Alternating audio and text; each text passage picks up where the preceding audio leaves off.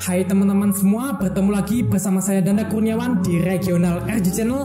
Pada kesempatan kali ini saya akan sharing sedikit lah ke kalian bagaimana sih pengalaman saya 2 tahun pakai prosesor laptop dengan prosesor AMD A series, lebih tepatnya AMD A9 9420. Bagaimana pengalaman saya menggunakan prosesor AMD A9 9420 di laptop? Simak terus videonya sampai habis.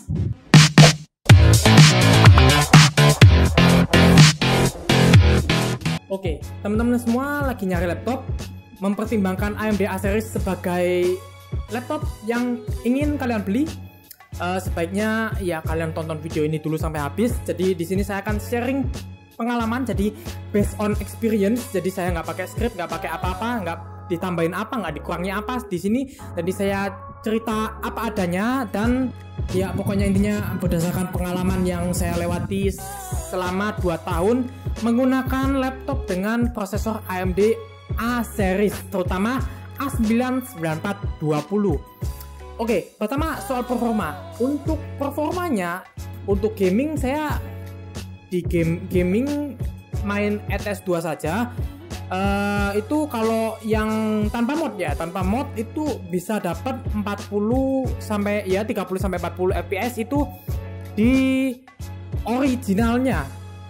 Sekedar catatan bahwa game di sini saya set high, oke? Maksudnya nggak ada mod sama sekali, jadi bersih original. Namun kalau sudah ketambahan mod ya tentu saja makin berat ya, seperti itu. Mungkin AMD A9 9420 ini mulai ngos-ngosan ketika banyak mod yang sudah kalian pakai. Itu terutama kalau buat kebutuhan produktivitas ringan seperti office itu masih nggak ada masalah sejauh ini, masih oke aja, masih enak seperti itu. Untuk nonton untuk entertainment atau multimedia seperti YouTube, Netflix, nonton film, nonton nyetel lagu seperti itu masih fine aja lah ya. Walaupun kalau pakai browser Chrome itu kadang kalau mau ngefullin layar, ngefullin video seperti itu ya, itu kadang-kadang agak nge-lag sedikit gitu. Ya maklum lah, namanya juga dual core seperti itu. Yang lebih berat lagi seperti editing foto atau editing video atau desain grafis lah, masih proper ya. Buat Photoshop, buat Corel Draw itu kedua software yang sering saya pakai untuk grafis, gambar dan vektor. Nah itu masih enak-enak aja untuk dipakai. Saya pakai CS6 untuk Photoshop dan Corel Draw-nya X8. Itu masih enak sebenarnya buat desain-desain atau ngedit foto. Untuk Lightroom masih enak walaupun agak sedikit berat kadang-kadang. Untuk editing video saya belum pernah nyoba software selain Premiere Pro ya di sini. Jadi kalau dulu saya pakai CS6 itu lumayan lah, walaupun proses ekspornya agak lama. Tapi kalau semenjak saya pakai CC 2018 itu masih udah mulai kerasa lah nge-lag-nya. Jadi di preview seperempat itu dia sudah sedikit ada lag seperti itu. Ya nggak sedikit sih, kalau rendernya kalian pakai software only patah-patah banget. Tapi kalau misalkan laptop yang ingin kalian beli itu sudah ada VGA dedicated seperti Radeon R5 M330, M340 atau pokoknya kelas-kelas VGA, ada VGA dedicatednya lah seperti itu. Itu masih bisa ketolong, namun nggak banyak. Maksudnya di sini lemot tetap lemot, tapi nggak separah pas rendernya pakai software only seperti itu. Kalau buat export video itu lama dan juga panas juga. Untuk ekspor video 10 menit itu butuh waktu sejam. Untuk ekspor video 1 menit itu butuh 3-5 menit. Seperti itu, tergantung videonya, ada efek atau ada gradingnya atau ada efek-efek apa seperti itu. Karena prosesor ini cuma dual core seperti itu. VGA nggak bantu banyak. Walaupun ngebantu sih buat previewnya seperti itu. Buat rendering juga ngebantu, nggak banyak sih. Setidaknya terbantu lah seperti itu. Di After Effects terutama untuk motion graphic itu enggak deh, no comment beneran. Saya sudah pakai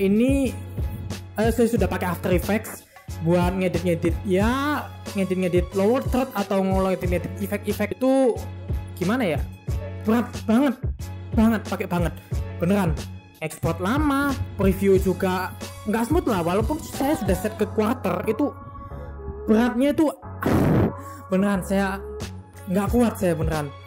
Jadi ya untuk After Effects big no untuk milih prosesor ini enggak, jangan beli prosesor ini, jangan beli laptop dengan prosesor ini deh pokoknya buat After Effects atau Premiere Pro, jangan. Yang kedua soal suhu. Untuk suhu di sini lumayan ya, kalau pas booting dia kadang-kadang langsung panas seperti itu kalau di mode best performance, tapi kalau di mode battery saver itu kadang-kadang dia masih terjaga suhunya. Jadi kadang-kadang itu kalau habis booting itu dia kipas langsung auto kenceng, dan suhu di surface keyboard itu kadang-kadang langsung panas seperti itu.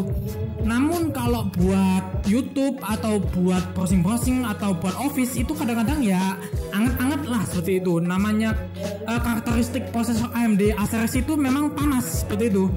Memang karakteristiknya panas, jadi dikit-dikit dia langsung hangat atau langsung panas seperti itu. Kalau dibuat Photoshop atau Corel itu dia ya mulailah dia panasnya itu lumayan. Tapi kalau sudah menginjak ke editing video seperti After Effects atau Premiere Pro, dia panasnya udah ya saya bilang banget intinya. Kalau lagi render video itu bisa sampai 89 derajat. Itu aduh saya nggak tega sih sebenarnya, cuman ya gimana ya, ya saya adanya cuma ini ya saya bantu dengan kipas kadang-kadang seperti itu biar ya nggak panas-panas banget, karena juga panas-panas itu bisa merusak komponen kalau lama-lama, apalagi saya pakainya 2 tahun juga seperti itu. Jadi ya takutnya ada apa-apa sama chipnya itu ya, kadang chip sering kepanasan itu bisa rusak ya seperti itu. Untuk suhu di sini memang agak tinggi ya untuk di prosesor AMD A-series ini, walaupun workload kita itu ringan, tapi ya memang sih karena fabrikasinya masih 28 nanometer dan karakteristiknya itu memang heat outputnya itu besar banget. Apalagi kalau memang cooling solution di laptop kalian laptop yang ingin kalian beli itu jelek, itu bahkan bisa lebih panas lagi deh daripada laptop saya seperti itu, yang maxnya itu bisa di 89 atau kadang bisa nginjak 90 sih seperti itu. Untuk suhu segitu aja, dan untuk battery life maksudnya baru beli ya, itu masih 3 jam 4 jam itu masih tahan. 3 jam 4 jam itu masih tahan. Sekarang sih ya karena memang workloadnya sudah dituntut untuk yang berat-berat seperti editing video, dia sampai 2 jam pun nggak tahan, 1 jam pun nggak tahan dia. Itu ya kita akhirnya sampai di kesimpulan. Kesimpulannya untuk AMD A9 9420 ini atau AMD A-series yang lainnya itu masih proper untuk dibuat Office, nonton YouTube atau browsing atau ya intinya workload ringan itu masih oke lah. Namun kalau sudah menginjak di moderate sampai ke workload berat itu enggak deh, saya enggak deh. Kalau buat desain grafis seperti editing foto, editing vektor seperti itu masih oke. Asal softwarenya ya yang enggak berat-berat banget.